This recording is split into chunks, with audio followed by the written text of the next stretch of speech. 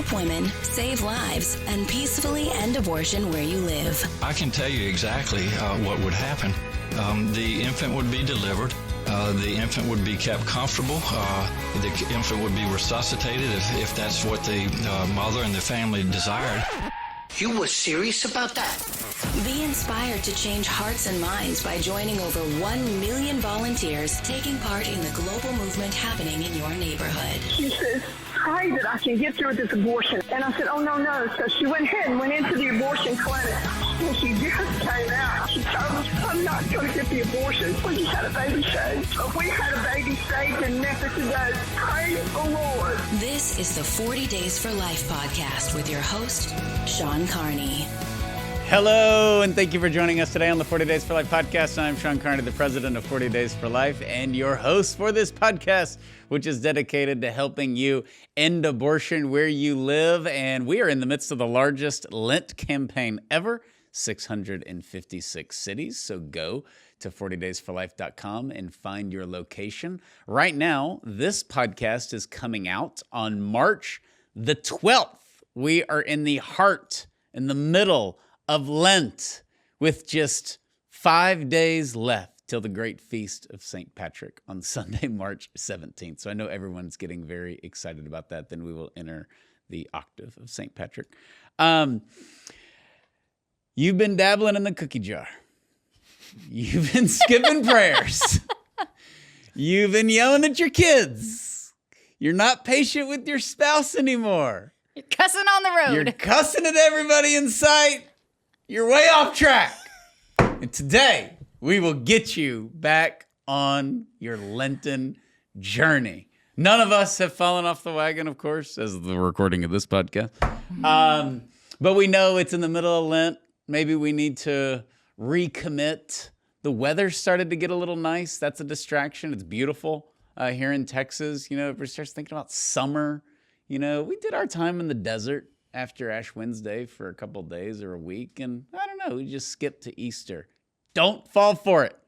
Don't fall for it. And today we are going to give you 8 steps so that you can finish Lent strong. And to join me to do that, somebody who is an expert at having record-breaking strong finishes during Lent is Mr. Steve Carlin, who joins us. How do you quantify the record? Like, what is the record Lent?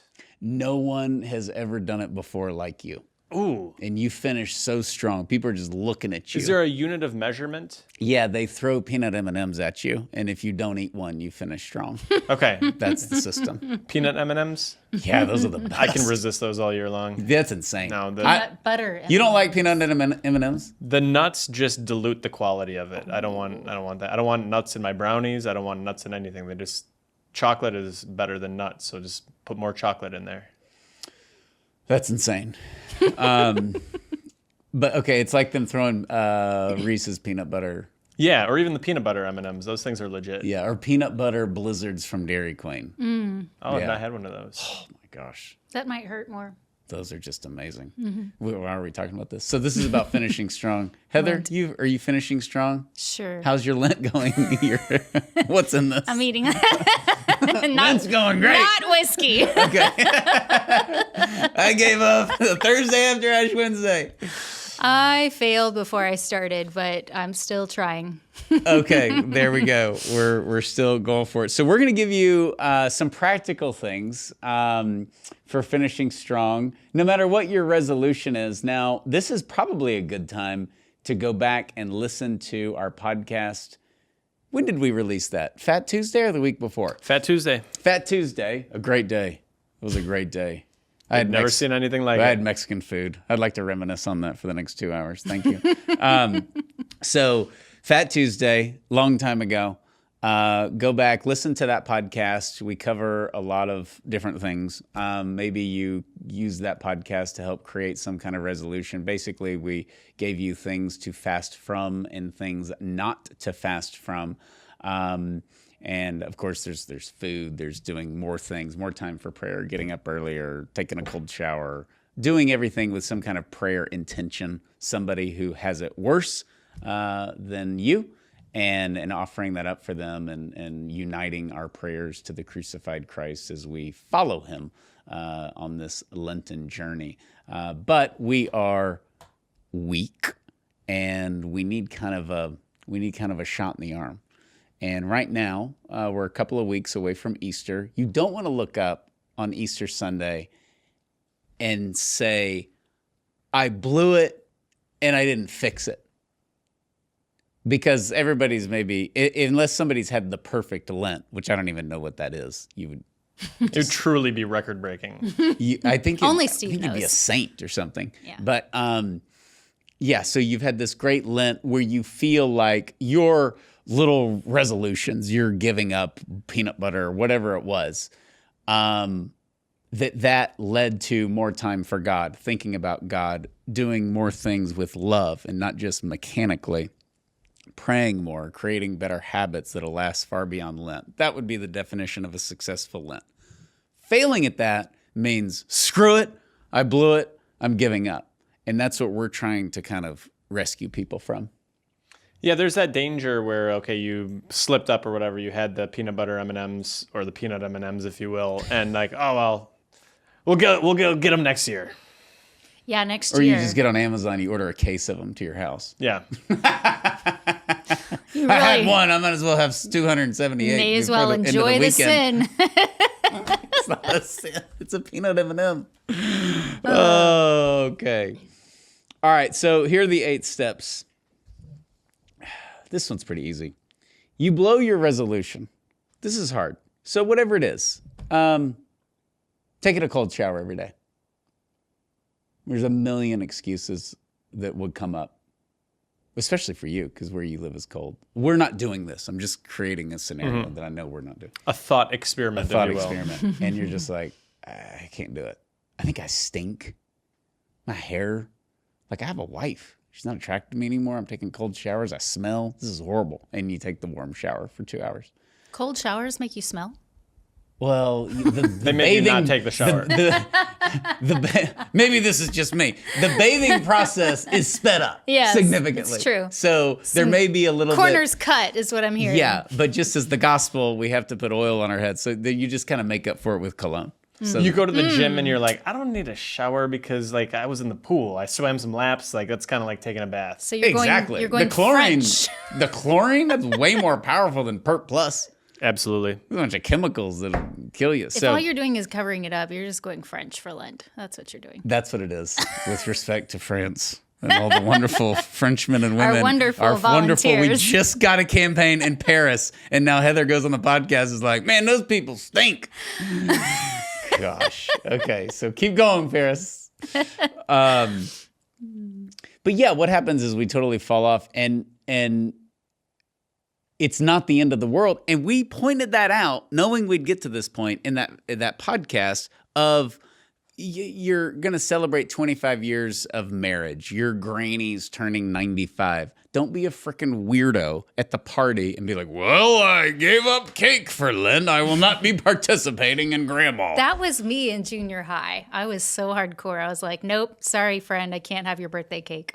But if there's a time and a place for that, it's junior high. Yeah, I was like that in high school and junior high, where you're like, you're trying to, do it right. It can be a little legalistic, but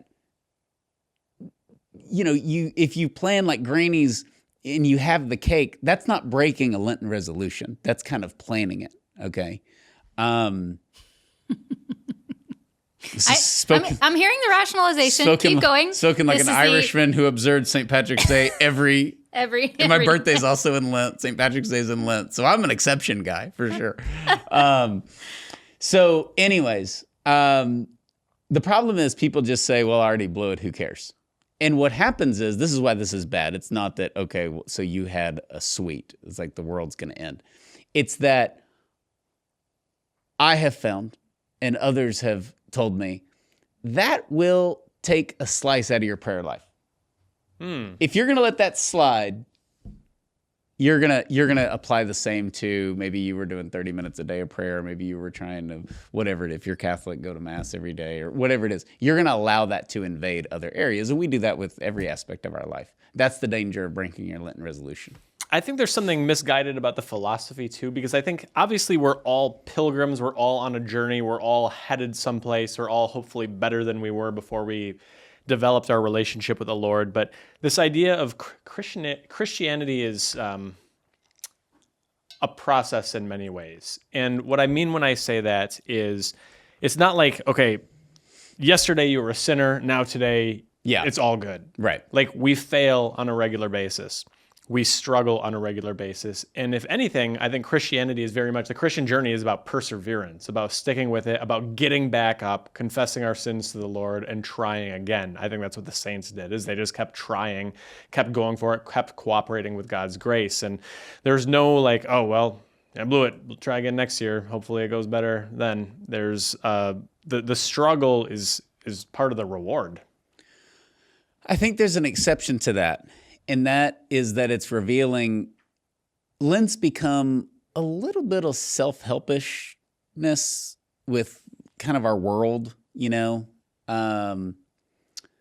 People do like New Year's resolutions and all that, but basically like a pagan Lent in a lot of ways. But Lent's become kind of a thing. It's trendy. Like, what am I doing?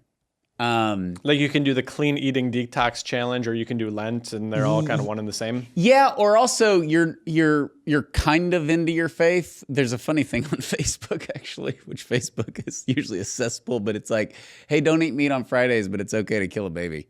You know, like this on the. I think it was kind of a Biden thing. Like, we observe certain things, but this is to get us to grow in a closer relationship with Jesus Christ and following him out into the desert for 40 days and all of that. And I think with what you say, if you do your Lent thing and you blow it and you're like, well, I'll come back next year, that's just you're kind of into Lent. You're not necessarily maybe into the perseverance or the journey part of it. Our weaknesses are what reveal so much about us in a good way. Yeah. Very good way. Our sins are humbling to us. They draw us closer. It's a miracle of how God uses our frailties, uses our weakness to get us closer to him. Even after we reject him, he'll still use that. That's what's so beautiful about the whole thing. And so that frailty is good, and that's why it's just, well, I'm going to start over. There's a great booklet, but it's not a full book, but a booklet by St. Alphonsus de Liguori, who I love. And is this Preparation for Death? No, Preparation for Death, great book. Great Lent book. Preparation for Death may be one of the greatest book titles in the history of book titles, because you're like, no, what's that about? The cover of it's a dude holding a skull too, which is great. The guy holding the skull. Can we put that on the screen? I want to see Preparation for Death, because it's awesome. We encourage it. Doesn't. You can be Catholic, Protestant. It applies to everyone. Atheists, the atheists would love it. Maybe. Not towards the end. I had that book sitting out like just on like the coffee table or whatever at the time I was reading it. And we had some family thing, and my uncle was over, and he leans over to my dad. He's like, just a little light reading here, huh? That's right. Getting ready for the 4th of July. Yeah. But this St. Alphonsus de Liguori line, he's got a line. The booklet is called Uniformity with God's Will. And he says, who knows, perhaps if we were richer or better looking or had a better sense of humor or were more intelligent, we might be already damned. It's like, oh. Goodness. Good point. Yeah. You know, like the things we want out of life, we don't have to be damned. Yeah. Yeah. And it's interesting, those, him included, the real people that tell you the way things are in a healthy way, that God loves you and he wants you to love him and pursue him and be with him. Therefore, live your life accordingly, or struggle to live your life accordingly. Like those people, which we typically call saints, they always are the first to point out the mercy of God being a requirement. They get the bad rap of like, well, they're just all doom and gloom, and but it's not true. It is when you read all of the saints, it is a outpouring of mercy, and I think that can get lost in the Lenten resolution. If somebody's like, I'm not going to eat carbs for 40 days or some kind of weird thing, and they have a donut, and somehow that's going to deter them from their relationship with God. But you have to always know that the Lent highlights the weaknesses. Yeah, and I think if we get too caught up on our failures, it's where it does become the self-help thing, or it becomes like the contest where you've got like 10 people with their hand on the pickup truck, and the last person left who still has their hand on it gets to keep the truck. Like, this isn't some sort of feat of strength. Is that a thing? I've never even heard of Never that. heard The pickup truck? Must be a Yeah, it'd northern be like thing. have a truck and you've got like 10 people and like the radio stations and like we're 72 hours in, 3 people have dropped, 7 people. So like, Wow. yeah. That's awesome. How did we not have that How in do the we South? not have that in Texas? They do it in Wisconsin, but it's like negative 30 and you're not allowed to wear any clothes. So it's very awkward. Robert in London says we have no culture. Oh, yeah. What's Yeah, wrong with Robert that? in London says we have no culture. Okay, so what do you think about the opposite of that then? Because I can see, and I think I've experienced this before, where you're kind of 2 weeks into Lent, let's say, and you're kind of like, oh, what was that one thing that I was going to give up? I kind of forgot about it. And so you're not like impacted at all by it, rather than being too hardcore, like, oh my gosh, I didn't do it this one time. I'm really messed up here. You probably didn't need to give it up then. If you forgot to give it up. It could be, or it could be something that you added. Okay. Like I'm going to I can see spend that. 15 extra minutes in prayer a day, and then you just didn't do it, and you're like, huh. But wouldn't you know that? Wouldn't you be aware that you're still doing your same amount of time? But that's what I'm saying. You forgot that you were going to do that. Okay, That's okay. how non-committed Okay. you were. Okay, I see. Okay. Yeah, that's how non-committed you were. Okay. I'm saying if it's like if you're like, I'm not going to eat sweets, you're like, oh, I forgot. Yeah, that obviously like, Yeah. or okay, a lot of the joke with Christians who are practicing celibacy, right? Or Right. It's you like, can't. I'm going to give up sex for Lent, right? Right. Yeah. It's like you wouldn't be like, oh, I forgot. Yeah. Or like alcohol. I was going to give this up, but I'm in a bar. Yeah.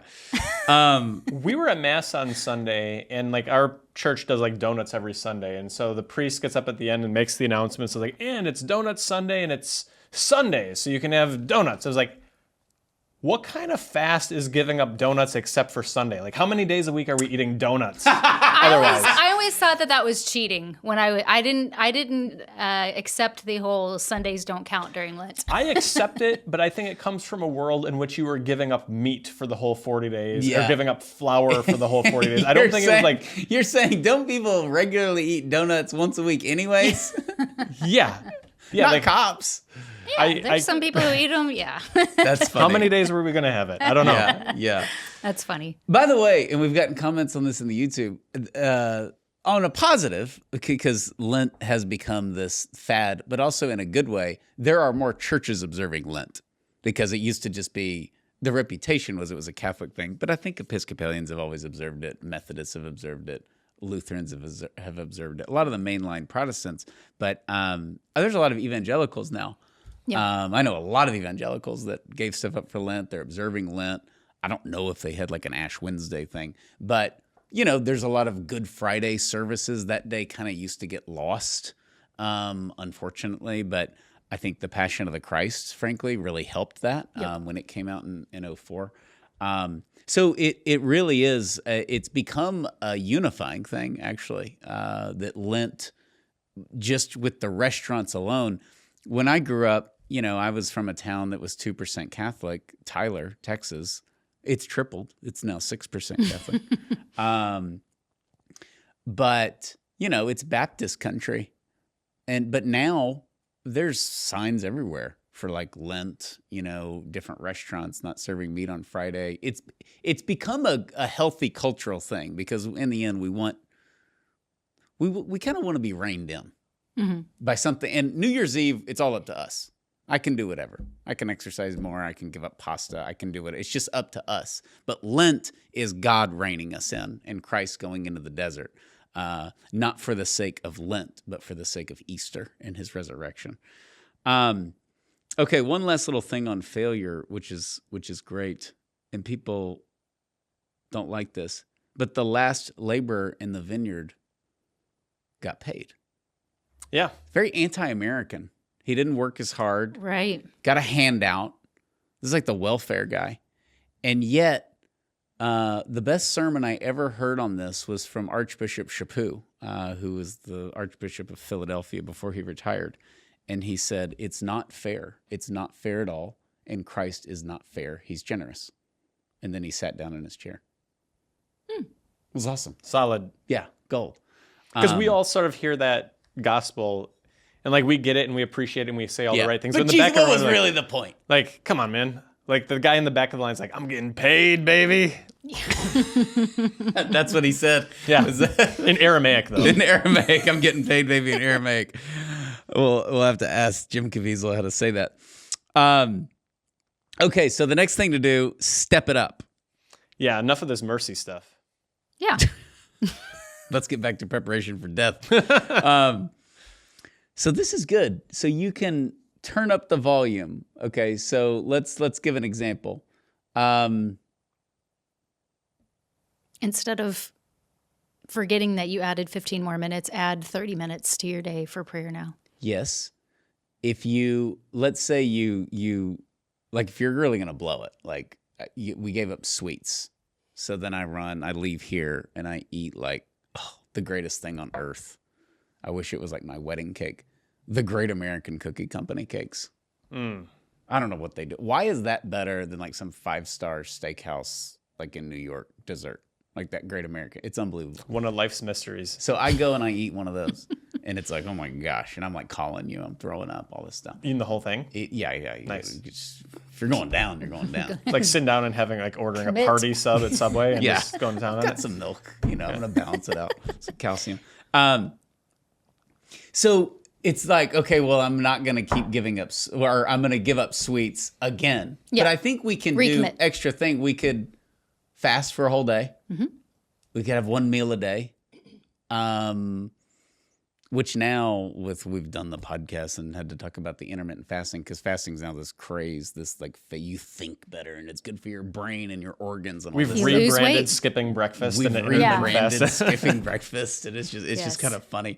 But there are things that we can do, particularly when you cut it in half and you're like, hey, I've got 2 weeks. I've maybe you haven't blown it, maybe you haven't eaten the whole cake thing, but you're just like, I don't even remember what my resolutions were. I got busy. I went on a trip for work. I know I traveled for work. You've traveled for work. And it takes, like the second week of Lent, I went on a trip and you're like, okay, we're still in Lent. Like, let's focus because life gets busy, and in Ash Wednesday, you're like, I'm ready, baby. Let's do it. And then whatever, the kids get sick or you start traveling. And so I think using the short time to kind of turn up the heat really helps. It's like the distance runners, the marathon runners. Like even if you've had a great Lent, you can take advantage of this. Everything's gone the way you would have drawn it up. The marathon runners, they get near the finish line and they crank it up another level. And I think that we can do that. That's in many ways why 40 Days for Life is a thing. What about all the rest of the year? Well, this is where we just really lock it down and focus in and sprint hard. This is the point in Lent as we hit the last 2 weeks or so where it becomes the sprint, not the marathon anymore. I like what I've done in the past is, because sometimes this happens to everybody that gives up meat on Fridays, is you sometimes forget. You get halfway through the day and you're like, oh, I had bacon for breakfast. And for me, if it's that specific day, like I'm giving it up for that day, I feel like, well, I've cheated just because I give up meat. The rest of I still had meat. So you know what? I'm not going to have that cake. I'm not going to have that American Cookie Company dessert tonight, and which is saying a lot for me because I can't practice self-control with sweets. So, you can change it up. It doesn't hurt. Like, yourself better, or you should know yourself better than most people. And you should be able to, even create new challenges at that point. And I mean, that kind of actually makes me wonder, what do you guys think about adding something that is different completely than what you started out with during Lent? I like it. And I was going to say spiritual reading. Yeah. So if you're like, hey, I'm blowing the food thing. If Fulton Sheen talked about that. Fulton Sheen's like, I'm not good at fasting. And he wasn't a big eater, right? He said, I'm not good at fasting. He loved chocolate, apparently. That was like his one thing he liked. But wasn't a big drinker, wasn't a smoker, wasn't a big eater, just a phenomenal speaker and host of a television show who won, 4 Emmys. But he's like, he would try to do stuff because he's like, I'm just not going to stick to a fast. I'm going to forget about it. But I think spiritual reading helps with that. If you blow your food fast, but you go and you read 30 minutes of a great spiritual work of your choice, it just refocuses you. It also gets your mind off the fact that, well, I don't know, we gave up sweets and had a piece of cake or whatever. It gets you away from sort of the petty stuff and refocuses you. And once you recommit, you don't really have to find the discipline. The discipline will find you. And there's always time and availability to ramp up the time that we spend in prayer. I always love the story about Mother Teresa, where her sisters with the Missionaries of Charity were complaining that with their rigorous prayer schedule and their rigorous service schedule, that they didn't have enough time to do all the prayers they were supposed to do. So Mother Teresa said, okay, well, we're going to double the amount of prayer time. And that helped them have the time to do all the other obligations that they had in their through the Missionaries of Charity. And it's in the morning. It's, I have a buddy and he's like, you can't just pray at noon, and he was talking to a group of guys and I was like, it's easier for it to get away. But I do think for most people, the morning, it just creates time throughout the day. Everything comes easier, whatever trial or tribulation we have during the day. It just seems like there's more time. It's also, I've found in a day where I either don't or maybe I forget to pray in the morning and I come back to it, it's a lot harder to stay focused because my mind is on like what's going on at the 40 Days for Life campaigns, what are my kids up to, who's picking up the dry cleaning, that sort of thing. Like the day early on in the day is when you've got the clear mind to really focus in. It's also when you can predict what's going to happen or go wrong in the day and prepare yourself for it. You kind of fall into a day and then something goes wrong or this phone call doesn't happen or whatever, and you're thrown off. Everything unravels. But, when, especially having a bunch of little kids, you're like, you got to cram it in when it's not blaring outside with like voices, and just that's the time that it's quiet and you can think. Nobody's asking what your 5th favorite color is. I know. You don't have to answer 15 questions when you're just going to get another cup of coffee at 5:30 in the morning, because they're not up. And so yeah. And then on that note, you'll be much better for your kids. Yeah. When they get up, because you've gotten all your stuff in, Okay. Here's You don't like this one. I don't like this one. Well, I'll ask the audience. Who put this on here, Heather? This would be Steve. Steve. Audience. Ask yourself, would breaking your fast satisfy you? Yes! Duh. Of course! That's why we want to break it. That's why we had to give up the stupid thing in the first place. I don't think you mean that. You know what I mean. I'm calling your bluff. Okay. Would this make you happy? Hell yeah. So, this is a bad question. This is a good question when there's no temptation. Okay? But I'm assuming you're saying ask yourself this when you're tempted. Yeah, in the moment of temptation. So let's say somebody's going to do a 24-hour fast. Okay? I'm just using something where you're like, all right, 6 o'clock and I'm hungry. Whatever. Ooh, here's some garlic bread. Yeah. This would breaking your fast satisfy you? Yeah. Yeah, buddy.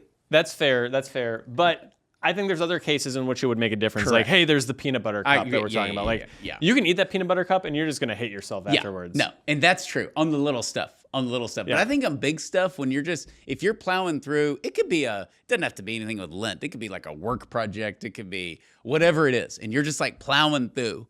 It could be moving, if you just like said, hey, we'll do the rest of this tomorrow, would that make you happy in life? Yes. Let's do it through tomorrow. You want that shower to be comfortably and warm? Yeah, exactly. Yeah, cold showers are another one.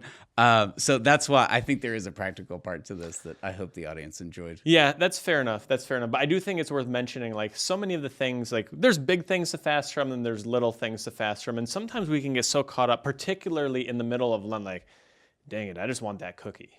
And you could have the cookie and you're not going to be any happier than you were before you had that cookie. And that's not worth it because to me, the psychological ramifications that you're going to now make the cookie into something that it's not. Mm-hmm. Build it up in your head.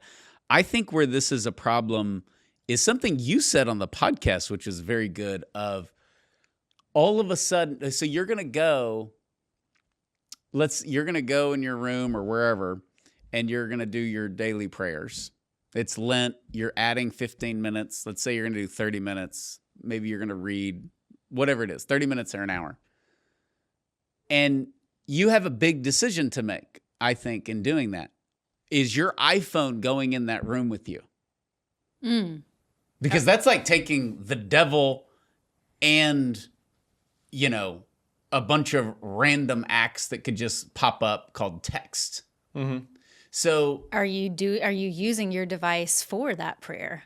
And I would, that people do that, which is, yeah, people do that in church. You're asking for it. Yeah. Because you had mentioned on the first podcast back on Fat Tuesday, like, hey, I'm going to spend this time for prayer. And all of a sudden you look up and you're like, I've been scrolling through like social media because I went to check the date or I went to see whatever. The weather. Yeah. And all of a sudden, Yeah. it's like, this is like 7 minutes and I'm supposed to be, I was going to extend 15 minutes of prayer. I think that is that is definitely, does this satisfy you? Like checking the weather? Couldn't you have checked it after you're done? And this specifically is a problem for me because I love the weather. And I'm like, maybe it changed from last night when I went to bed because I'm a weather dork. And so, you know, I check the weather and all of a sudden it's like, whoa, this is out of control. So I do think that that's the best example of, is this, and the phone is a big one. The phone is a big one because it's a disaster, what we've gotten ourselves into. And these things are so amazing. They should save us so much time. They don't. And will this satisfy you? Like, well, what did you just accomplish, you know, by going into Textville? And this is the hard thing. People feel like they're entitled to interrupt you at all hours of the day. And sometimes we want that.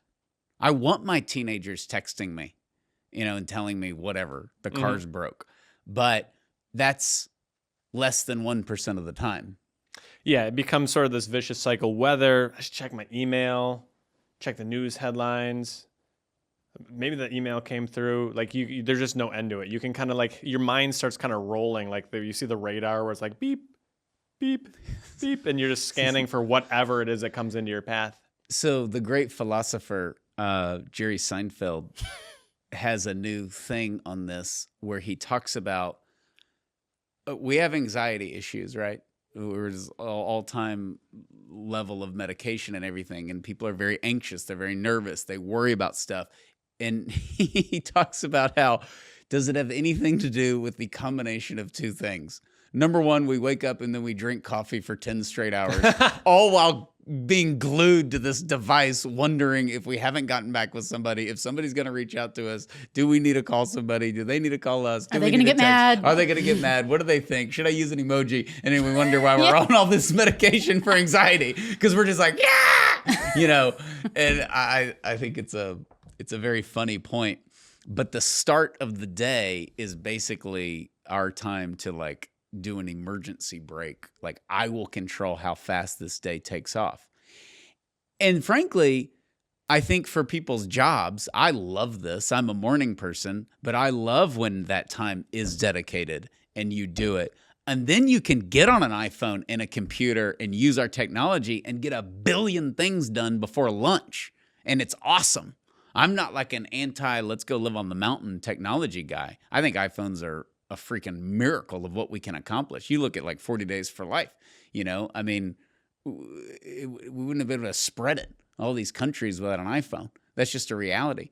And it's unbelievable what we can do, but it has got to have a leash.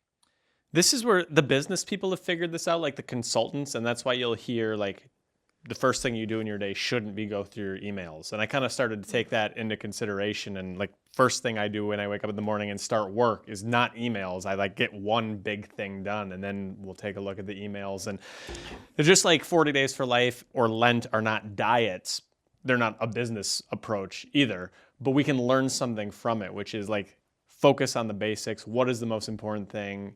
Knock it out. And it provides a structure to the rest of your day. Faith-wise, family-wise, everything you do.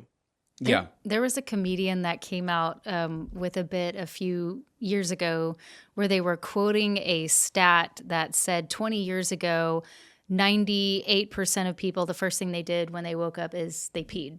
They went to the restroom. And today, What are those other 2% doing? I know. Well, then today Those it's are my like, kids. what's the Those first are my little thing? kids. They wake up and they like go downstairs and want cereal. And I'm like, Yes. aren't you dying? Yes. Like, But you think that then, and fast forward 20 years, more than 20 years now, and the number one thing people do when they wake up now is what? check their iPhone. Check their phone. Check their phone. So then, of course, the comedian's like, what do we do? We're just peeing on ourselves, like while we're in bed because we're checking our phones. And I was like, that is crazy because that's your instant like thing you got to do right away and how did that all of a sudden go away? That's the power of technology and how much it can really take over. It's really. I've created a trick on myself to where I don't charge my phone the day before or at night. So when I wake up, It's dead? I have to charge it. Okay. And the charger's in the other room. Uh-huh. So So when- you don't use your phone for an alarm. I do. Okay. So the alarm goes off and It I has click. enough juice. You're rolling the dice there. You are Oh rolling no, the I dice. use the phone, for the alarm. And then like if some axe murderer comes into my house, I want my iPhone. I can check my email when he's, Yeah. going through all my stuff. Sure. No, but I have to charge it. So it has to go in this other room where the So charger what is. percent is it when you wake up? Realistically, it's usually in the 40s, but it'll get down into the 20s. Okay. So it needs charging. Like I'm like, You're not going to be able to I go far won't be in able the to day. go far in the day without the phone, and I gotta have the phone. Yeah. And so, See, I wouldn't do that because my mind goes to, you have But to also- leave in the middle of the night and you need to charge phone. having all the kids, the phone, my relationship with my phone is like when it's on, which it's on me like most of it's on me now, but everybody who I'm responsible for is in the home right now. I don't need the phone. It's not like 10 o'clock on a business day when you're trying to call me, but it's 6 o'clock in the morning. I don't need my phone. There is an exception to this in that I almost missed a relevant radio interview. because my phone, I was like, who is calling me? And I was like, oh, I forgot about this. Yeah. So that was kind of funny. Oops. But yeah, I think that whatever it is, I have these little quirk things, but you have to, I guess, prevent the trap from being set to where you're going to and you are an extremely, both of y'all, but I know how your schedule works because I've worked with you so long, but like you're very productive. And you get a lot of things done. And that's like we like work and we have great jobs. So that can just be like, well, let's just go. Let's just go. Let's get right into it. I'll get a head start. And we'll skip prayer. We'll get to it later. I Yes. just want to get these 5 things. Then when I get the 5 things, then I'll feel so good. Feel good. I'll be relaxed and then I'll pray. And that never happens. Right. So maybe the audience can relate to this. I think this is all pretty universal. Okay, so ask yourself, would breaking the fast satisfy you? All right. Focus on your prayers. Yep. Focus them more. Yeah, I think instead of being abstract, I think that really helps. I know for me, I have it's just memorized the things that I pray for kind of in a row. And I grew up like that, especially praying a lot with my grandmother. We always prayed for an end to abortion and we prayed for a list of other things, family and friends. And then I fail. This is another thing I fail at a lot. I really try hard to remember everybody's prayer intentions that's asked me for prayers. Yeah. That's nearly impossible to do, which is why I try to write them down, but I can't always write them down.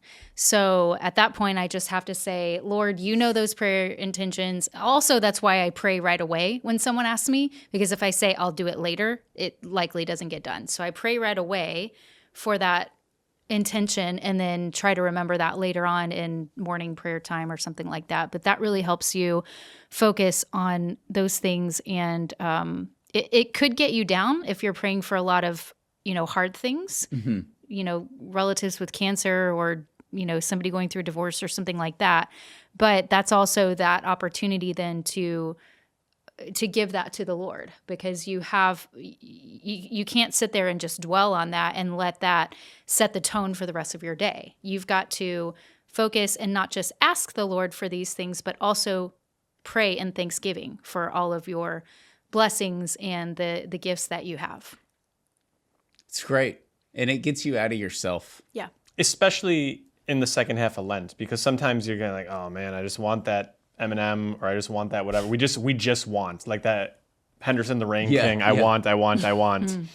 And praying abstractly is important. Like we pray for God's will to be done. We pray for all these things that are sort of general level. But I think when we really need that motivation to keep up the sacrifice, thinking about somebody, praying for somebody specifically, offering our fast for something specifically. Maybe it's the mom and baby that you saw at the abortion facility and they said, I don't know, I'm going to think about it. You gave me something to think about. You don't know whether they chose life or not. Yeah. Or maybe it's something in our own life, someone that we know, like Heather said, someone who's sick or going through something.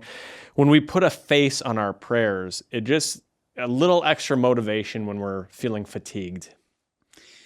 Absolutely. I think the easiest is the people who we know who are going through hardships, because then you're just like, who cares about me? Like, get over it. And it's the easiest thing.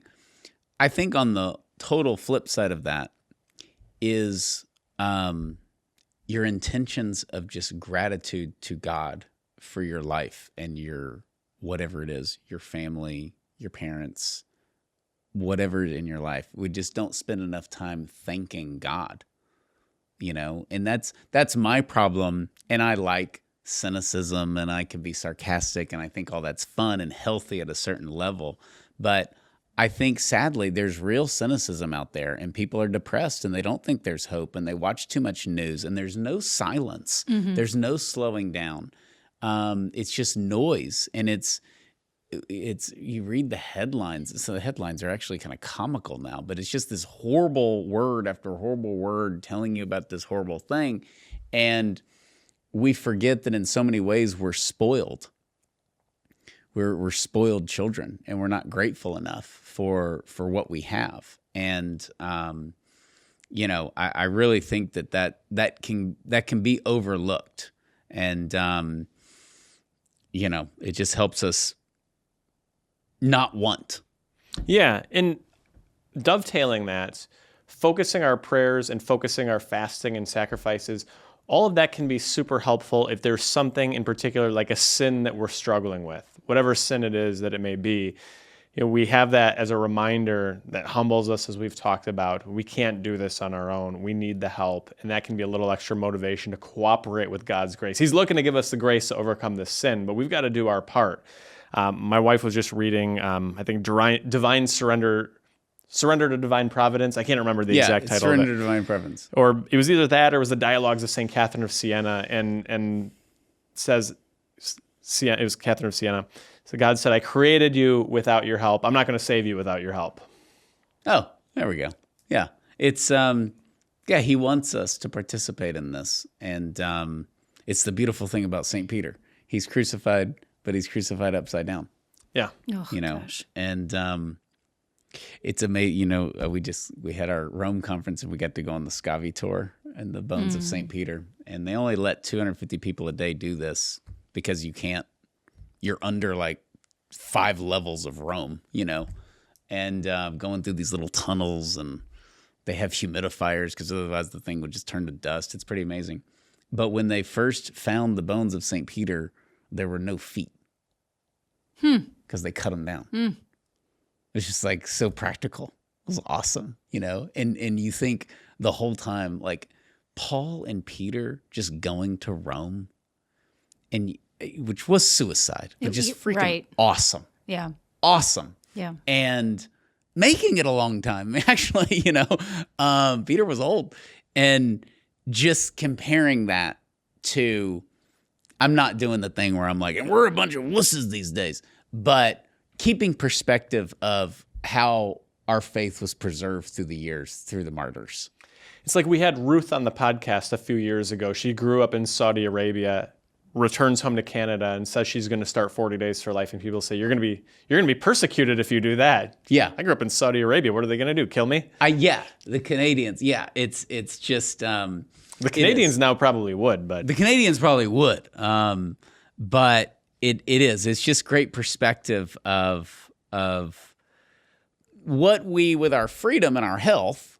We all have crosses in life, but there are opportunities, and Lent is one of them, to add a discipline to ourselves with our own free will, knowing we need to get our act together in some area of our life.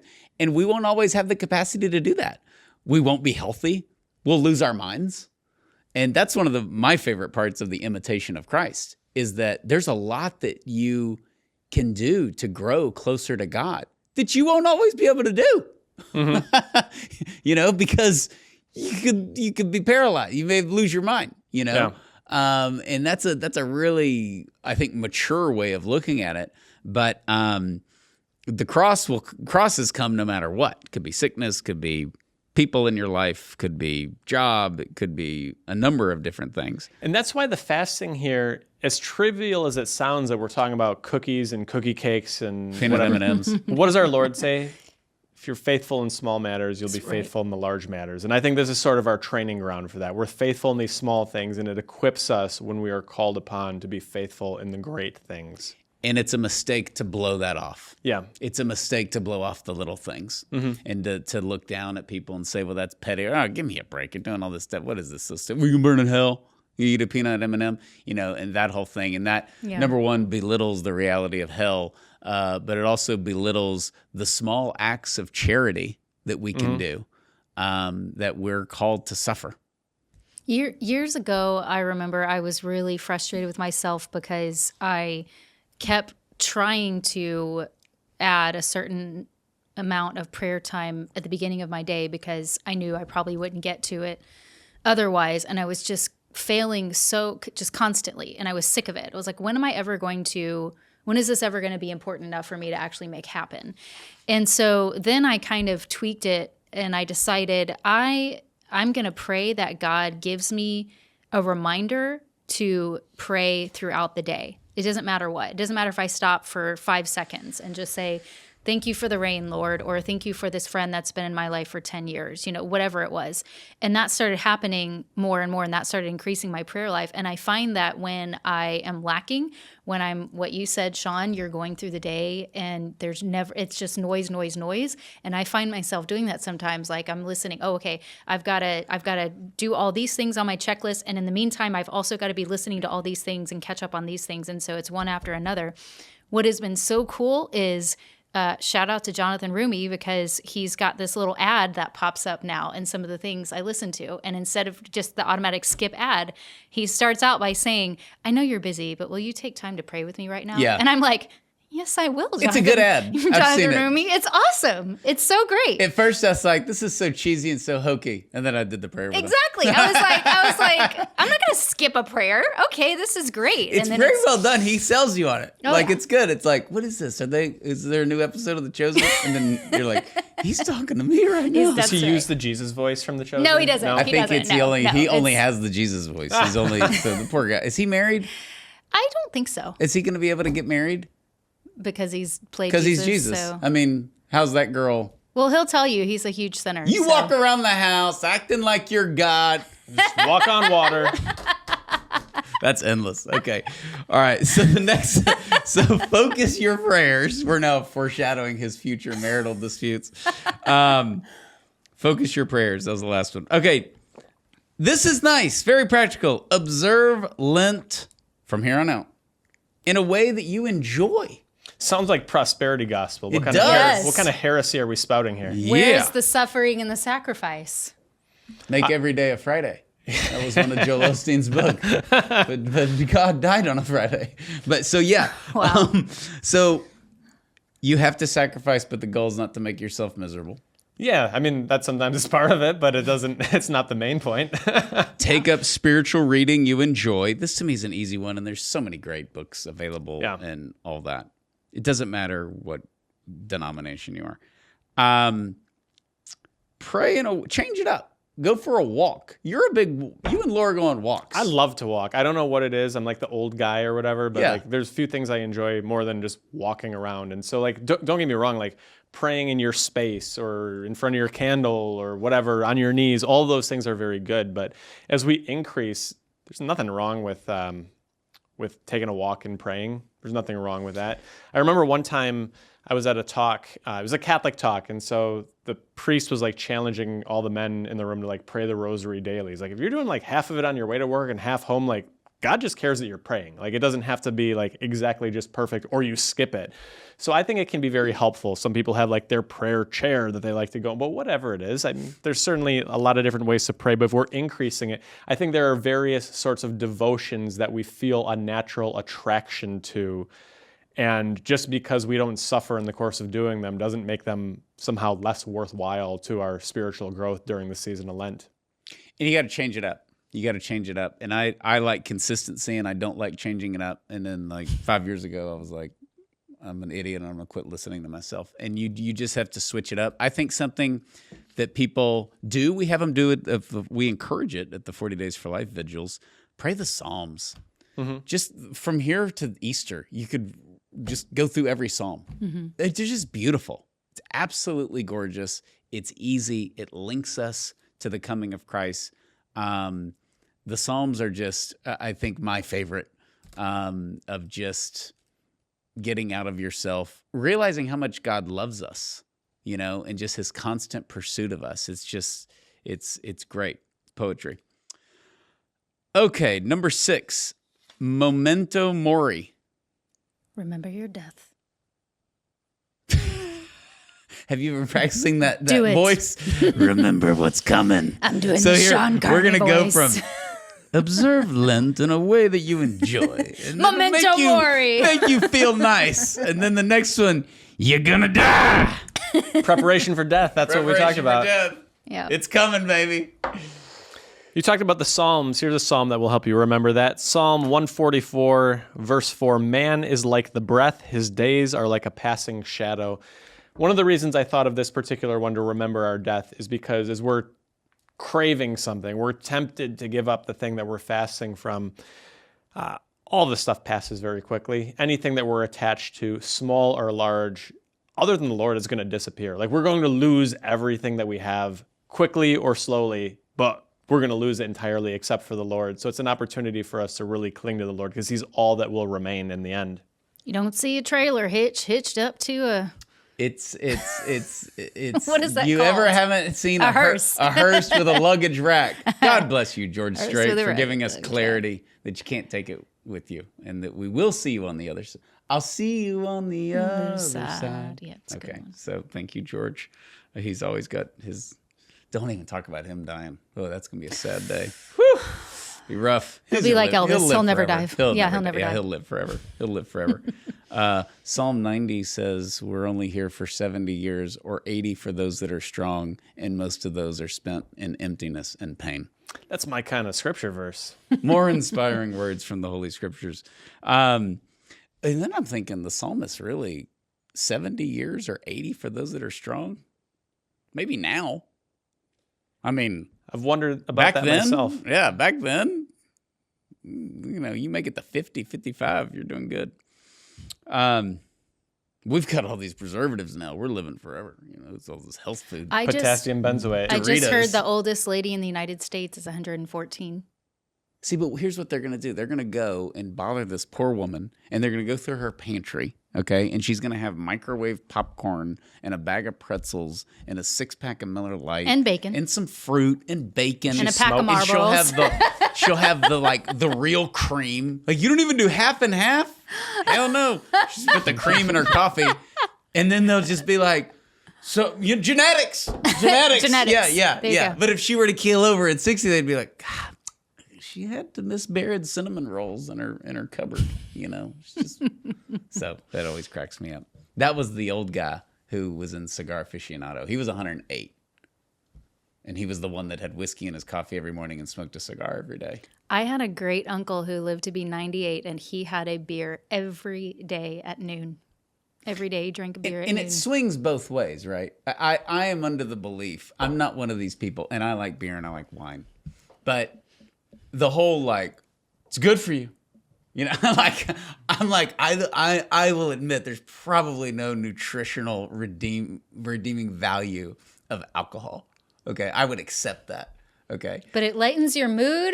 It gladdens the heart. It gladdens the heart. Now, here's the thing, because they're like, well, a glass of red wine is really good for the heart, and that's true. And you get cardiologists that say that's 100% true, and then you'll have a few that are like, no, that's just all alcohol's bad. But the point is that we're gonna die of something. And we can do a lot of things to like take care of ourselves, but we're just prolonging. We're not preventing. There's a limit on what these longevity doctors. This is like a fad. They teach people how to live longer. They don't teach them how to live, but to live longer. And the psalmist is like, why? I don't want to be the last person I know living. Heck no. 70 years or 80 for those that are strong, and most of those are spent in emptiness and pain.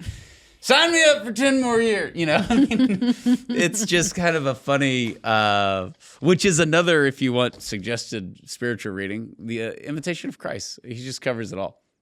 We want to live long. We want a long life. We don't want a good life. I think that's chapter 1. But it's very, very true. Okay, so that was our next good reminder to finish strong during Lent, is that we're all going to die. Number 7, fake it till you make it. Yeah, I wish that I could say that. You can say this about anything. Yeah. I am a marine biologist. No, yeah, exactly. Are you a medical doctor? Not in the traditional sense of the word. Yeah, this one I think is a matter of like we love shortcuts in America, like follow these 3 steps and then you'll know how to like speak Spanish, be a marine biologist, and like 3 other things. We love shortcuts. Like everyone wants to like get to the end of the hard work without doing the hard work. And so there's some frustrating steps in between, like where like I'm fasting, I'm giving this up. I know I'm supposed to be placing my heart and my joy in the Lord, but I'm really just like would like to have that Sour Patch Kids pack or whatever it is. The grape soda. You're not even good at eating bad food. I can't believe you don't like peanut M&Ms. No. And I will quote Matt Britton, because I remember one time he said, everyone on earth likes peanut M&Ms. He said that. We were talking about peanut M&Ms one day, and I was like, yeah, you're right. Awesome. I don't dislike them. They're just the worst kind of M&M. And there's a lot now. That's insane. That is an absurd. And then I'll give you an example, and then we'll have to move on. And I'm philosophically against this, but I've been overridden by Mary Lisa and all my children. If you go to the movie theater, you have popcorn. And if you're one of these sweet tooth people, that's fine. I'll buy candy. But they want to put the M&Ms in the popcorn. Oh. But those people should be brought before a tribunal of some sort. No. This is a big thing. No. Yeah. Producer John, do you put peanut M&Ms in your popcorn? I put everything. Oh, yeah. I knew I'd have an ally with these guys. So, no, this is a thing. But here's my objection to it. Is not just that you're mixing worlds, because it can be good. It's sweet, salty. Mm-hmm. The sweet people, all they're doing, it's false modesty. They're just going in the popcorn and picking out the peanut M&Ms and eating them. I don't do that. Okay, you mix it up and you try to get, yeah. So that's my issue. And Mary Lisa does this. I'm just throwing her under the bus on the podcast. I'm talking about her specifically. No, she does this. She puts them in there and is like, I like it. It's sweet and salt. And then she goes in and picks them out. I'm like, just eat your box of peanut M&Ms and leave me alone. That's just making it harder. I know. And they all go to the bottom. Yeah. When it comes to candy, I'm a strict segregationist. I eat the red Skittles. They have to be together. Okay, they all have to be together. Yeah. Okay. But sorry, what was this podcast about? I cut you off of the Sour Patch. Like we want these things and we struggle with them, and we know we're supposed to be joyful because our happiness is in the Lord, not in the candy. But in the end, like sometimes we're just like frustrated, and I think those aren't a sign that we're failing. I think it's a sign that we persevere and we just go ahead. We're joyful anyway. We a lot of our attitude kind of perpetuates our attitude. So if we go through grumpy because we want the Sour Patch Kids, we're going to be grumpier. If we go through and smile, even if we don't mean it, we're going to find ourselves growing more joyful in the process. Yeah. And we need to be cheerful. Yeah. Overall. I mean, especially during Lent. Because as we covered as the 6th point, we're going to die. We're going to die. May as well be cheerful before you get there. St. Axl Rose in his great treatise, Welcome to the Jungle. Welcome to the jungle. Oh my Axl goodness, Rose yes. Of something. Okay. Remember who benefits from all of this. Yeah. I think sometimes it's easy to go through Lent and do all these various forms of fasting and think like we're doing God a favor or like, God needs something again. Boy, you are lucky to have me following you. Yeah. In the end, obviously, God needs nothing from us. He has everything. He's perfectly content in and of himself. He offers us this season of fasting for our own benefit. Helps us overcome our sins, helps us place our joy in the Lord, helps us grow closer to him, helps us become better in our vocation. All these things are for our benefit. It's sort of like man wasn't created for the Sabbath was created for the man. Yeah. This is all for our own improvement. And we see the opposite end of it, right? When we indulge everything we want, we don't thrive physically, mentally, emotionally. In no way do we thrive. It's only like no other creature needs to engage in self-denial either. Like the animal, I think it was a C.S. Lewis thing, the animals eat until their hearts are content and they're healthier than ever. Human beings uniquely do very poorly when we have all of our desires met. So we remember this is for our own good. And we're happy when we don't.